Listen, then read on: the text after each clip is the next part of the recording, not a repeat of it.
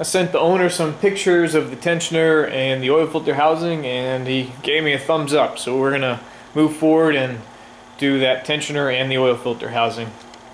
I'm gonna take the snorkel and the airbox out. I'm gonna do the oil filter housing first, and I'm just gonna use some dikes to grab and lift these little plastic rivets.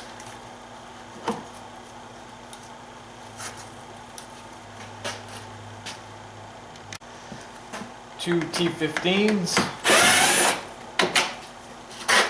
probably didn't have to take those two plastic rivets off, but that's okay, because this is what I want. This back here, this piece. And just pop those back on. Those are those two T15s, and put that back. What was I thinking? 1, 2. That releases that. I got some 10s over there. 2 10s.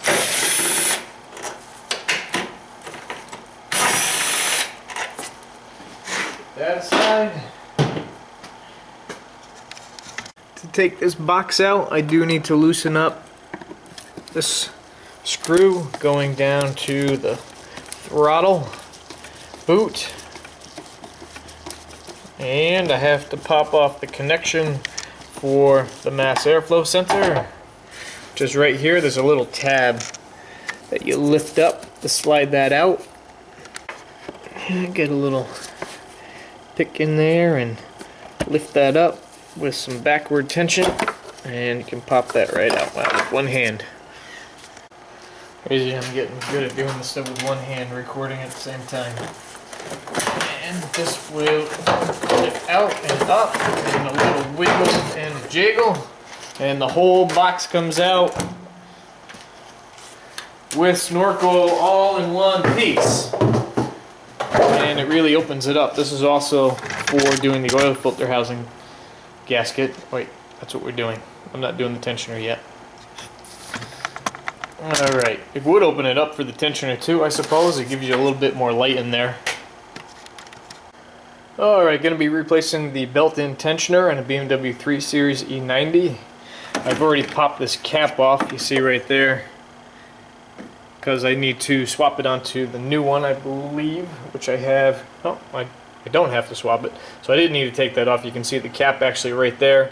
Actually, that's where you have an aluminum bolt. That's a torque and torque angle, and that's up top there. That's that blue one. There's a little blue end on it. That means actually when that blue dot's there, it's actually original. So just take note of the belt routing. You can see it goes this way over here, and it always kind of looks like a backwards C. And then we're going to come up and around and under, over here and over on the alternator. So let's get started on this. This should be a relatively fast repair, and I've seen this actually quite a bit. The belt tensioner starts to fail, and it's actually walking the belt off.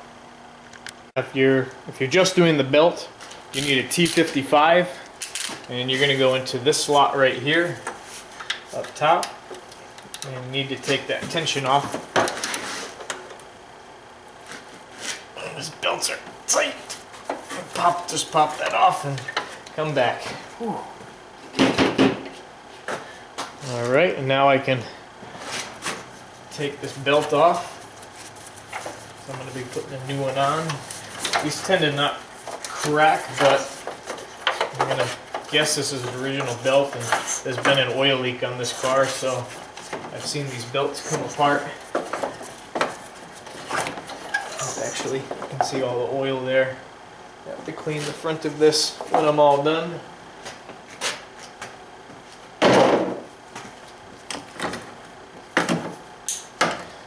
Alright. Now to take that tensioner off, I'm going to take off that aluminum bolt right here.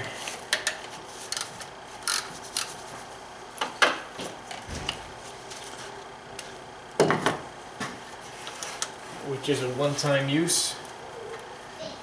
Again, 25 Newton meters, and 90-degree torque angle. And this is the only thing holding on to that tensioner is just this one aluminum bolt. Once I have that out, I can just slide out my tensioner. And there's my one-time use bolt. Now the new tensioner comes with a locking pin, so it's actually locked in the tension position so that you can actually run the belt, and then I have to remove that spring retainer. So I can just place that where it needs to go.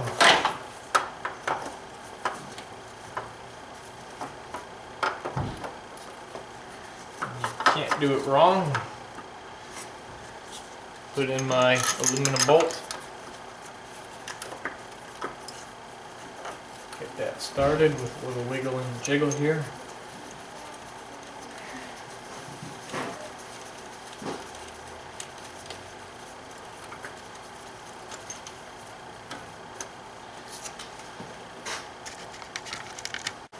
Alright, and now 25 Newton meters on that aluminum bolt.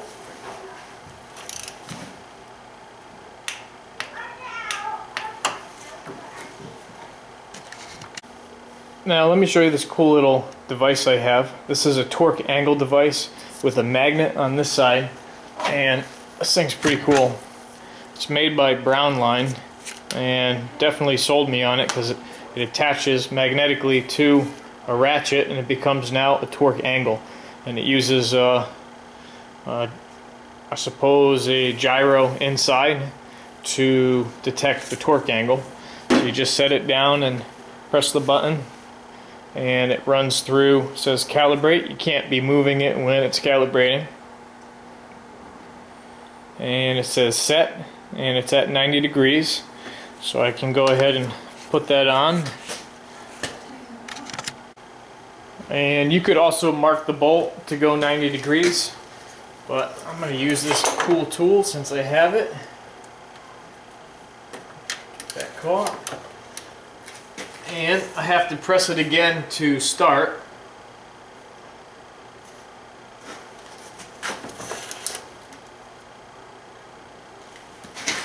$42.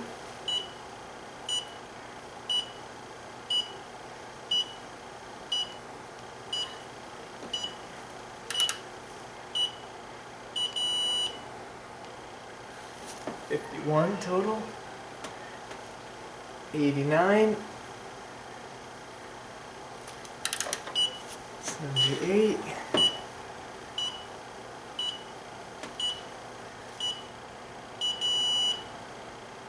81 total. And I'm there. So pretty cool. I'm gonna route the belt. Alright, so I've routed the belt around the tensioner already, and I've run it along this way, backwards C. In that corner, make sure that it's on the ribs. Around here, under the crank, back up power steering pump, this side of the pulley, up and around and back. And this is the corner that I like to actually slide it on, which is at the power steering pump,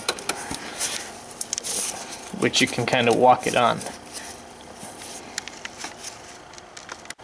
So if you just kind of walk it down, and actually you can see I popped it on already and everything's moving nice. My tension's actually relieved, so I can position everything where I want to. Like my belt, you can see I have a little bit of a lip there. That's what I want. That's what it should look like. So there's my belt tensioner, and there's my retaining spring. Make sure that everything's sitting properly. Make sure you can, if you stick your hand down here, you can actually put your fingers on the bottom of the crank, and you can actually feel that the ribs are all in. And you can check over here too, which I believe is the compressor over there. And then I'm going to take this pin out, and it's going to tension everything for me. Put some vice grips on that spring retainer. I can put a little bit of more tension on this, and hopefully, yep, there it came right out, and done. And just make sure that that's sitting properly. Looks good. Tension looks good. And the cap's on it. And I did have the airbox out on this. So I'm going to go ahead and put that back in. Okay.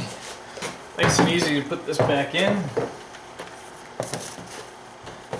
Down here, and make sure it pushes into the throttle boot.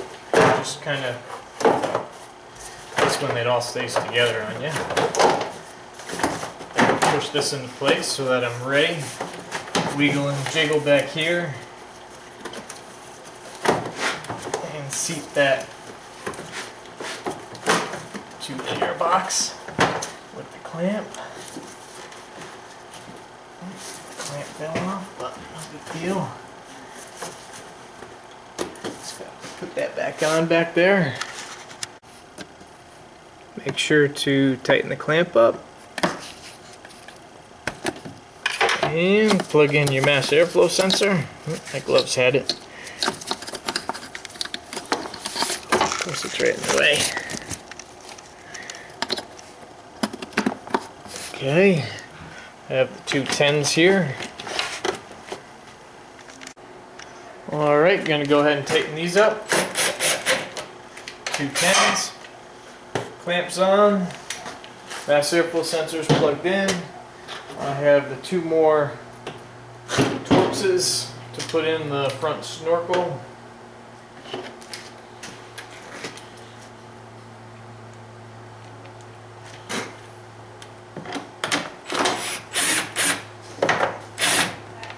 Line that up.